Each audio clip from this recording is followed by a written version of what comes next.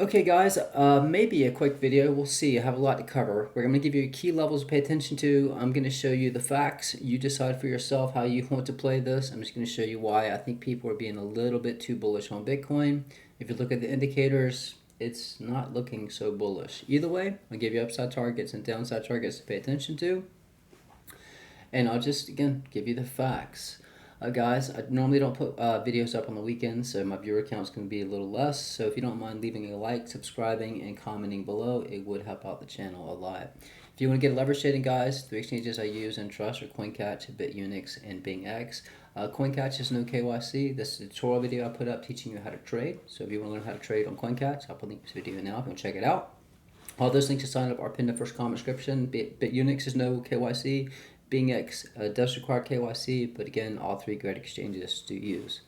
So the last video, well, not the last video, this was 2 weeks ago. I told you guys that I was going to be shorting 66,500. It looked like a no-brainer to me. You had this white line resistance here and this orange trend line that goes back since the beginning of Bitcoin.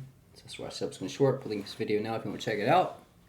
And also give your support level below 59,500.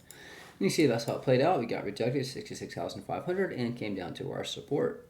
These are our very key levels, this yellow, orange, and red trend line, as well as down here.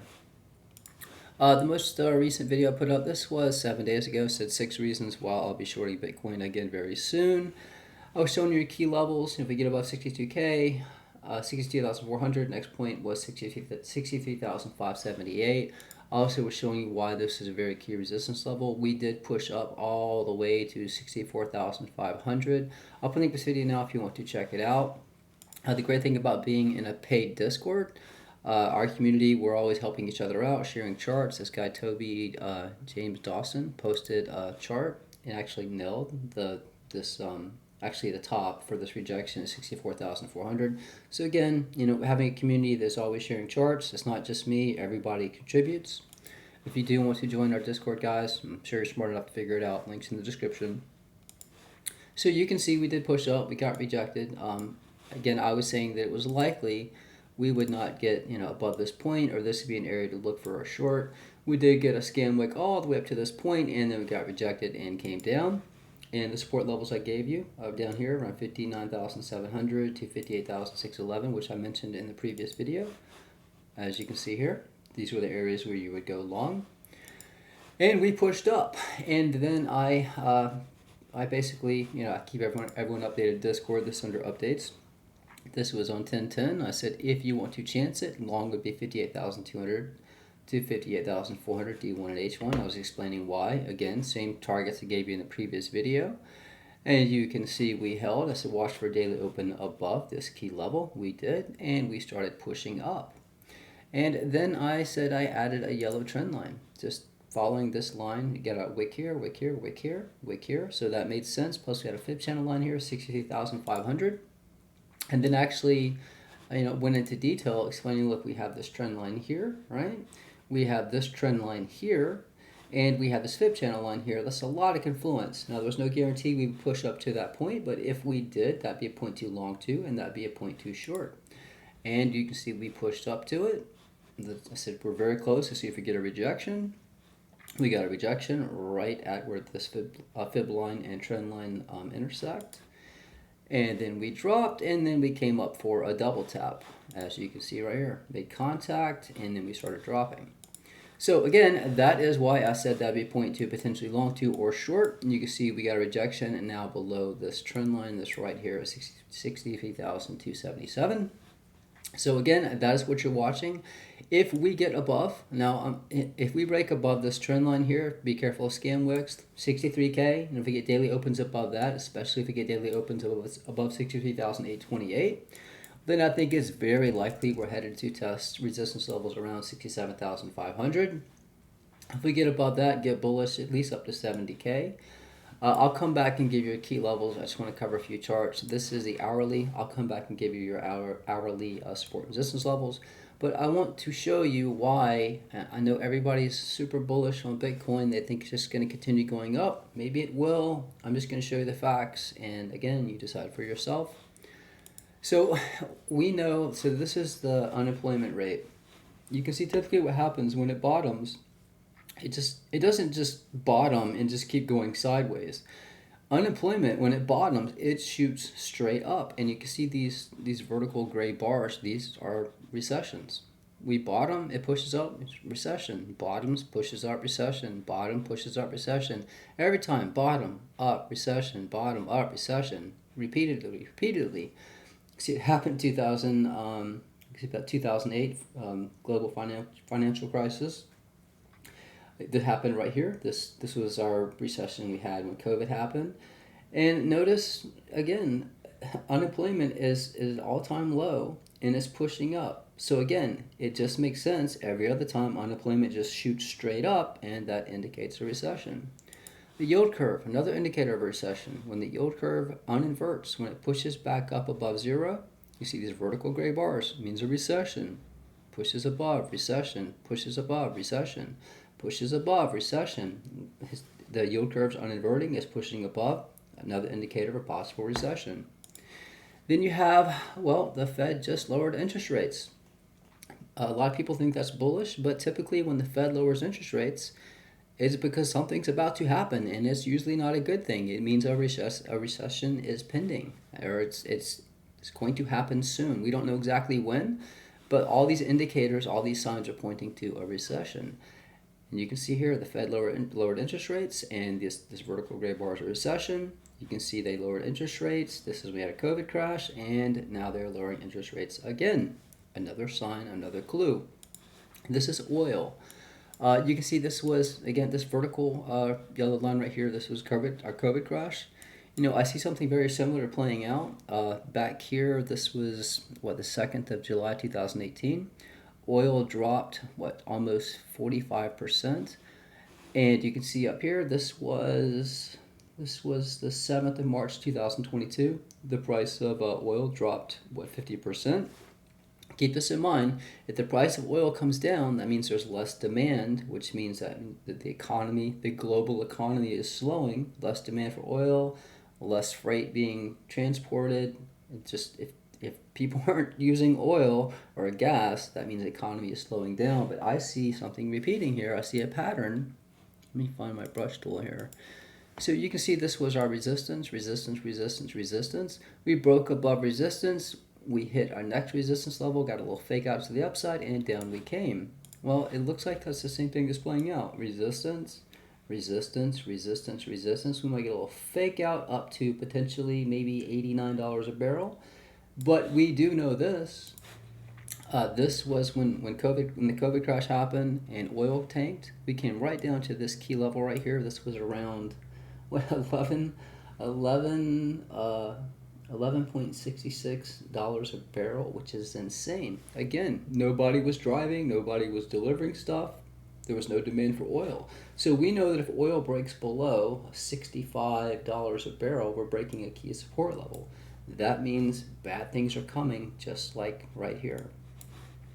The Dow Jones. So this, I know that a lot of people say, well, COVID was a black swan. I'm just trying to show you what happens when the stock market crashes.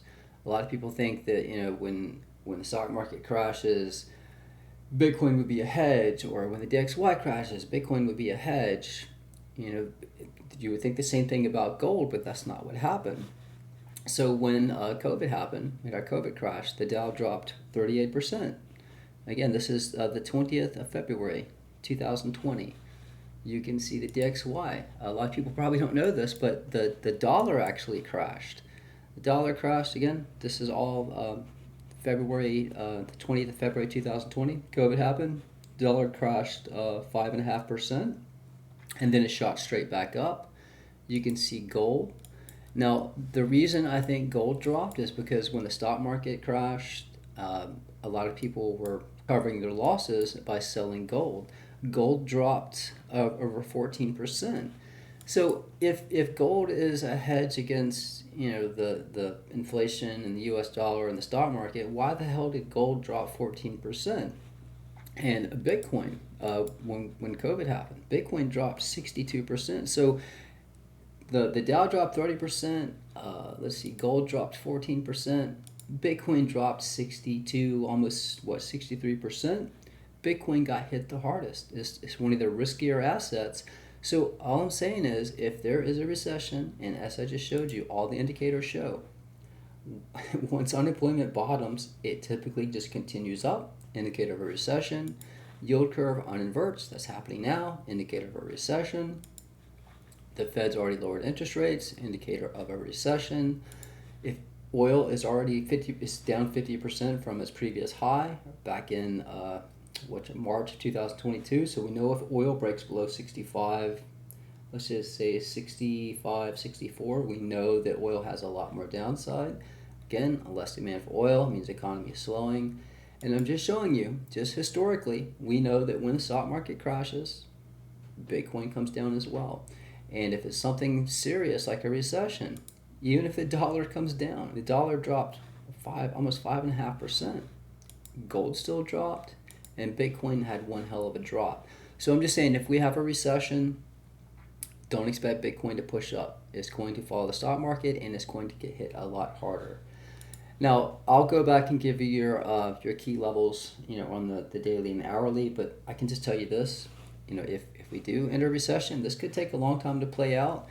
This is your strongest support. So if we break this level right here, this is right around 59,800, and a lot of levels match this. A lot of my charts match this area. Not to mention, this is the bottom Bollinger Band on the daily. If we start getting daily opens below 59,800, this becomes resistance. Then more than likely we're headed down to 49,700, 48,800 around the area. But we know this is a great point too long. However, if this becomes resistance, guys, we have a long ways down to go. I covered that in a previous video. I don't think we'll put in a double bottom. I think a little bit higher than that. Next video, I'll go into more detail about some targets with gold and oil and a few others. I just want to show you that if 49K to 48K breaks, again, that means something is seriously broken. That means we're probably in a recession, and Bitcoin is going to break down from this pattern, and that's a long ways down. We have been in this pattern for now going on 214 days. So let's go back really quick. Make sure you have your key levels. Let's see here. So this is the D1 chart. So I can tell you this. Look, if just pay attention to this level right here. All right. So we know, and this is where I shorted, others shorted around 63,500. We came up, tested again around 63,257. So if you start seeing daily opens above 63,300, especially 63,700, then get bullish up to around 67,400 around that area. Let me go to one more chart. So if we do push above that, guys, this might be a better chart to show. So if we do, all right, so let's say we push up, we get above 66,300 or 67,000. Your next target just above would be up around 75,000. I don't see that happening. It's possible. That means we're breaking up from a larger pattern. I guess people would get super bullish if that happened.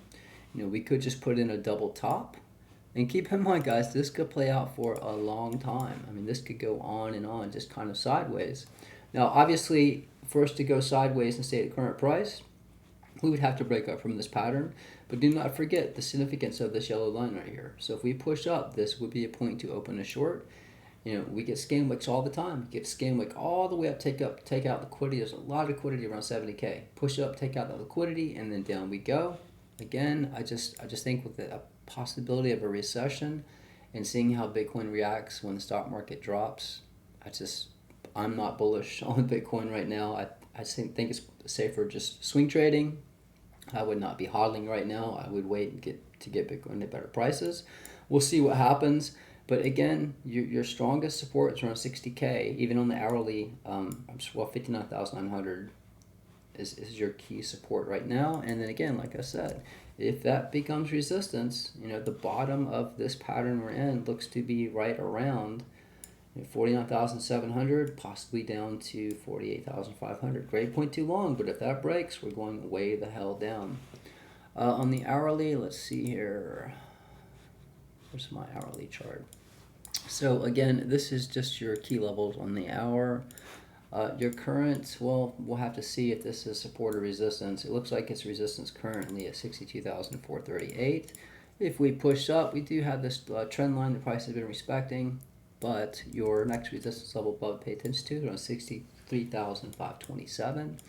Your next key resistance level just above is around 66,357. And your next key support level below is going to be around 60,413. Green would mean long on my charts.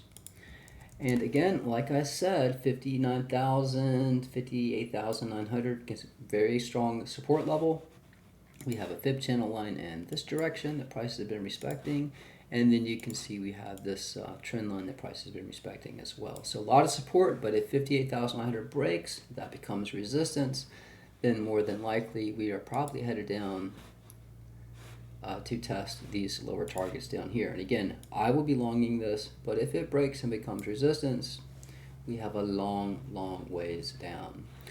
Guys, if you do want to sign up and get access to these charts, my tutorials how to create these charts. Again, the website's optimalcrypto.com. The link's pinned in the first comment description. And if you do want to sign up to start leverage trading, again, Coincatch, no KYC, but Unix, no KYC. BingX is KYC, but 3 great exchanges. And again, check out the tutorial video. The link will be pinned in the first comment description. If you want to learn how to trade, there's also a demo mode so you can practice. But again, guys, that's it. Trade safe, trade smart. I'm out.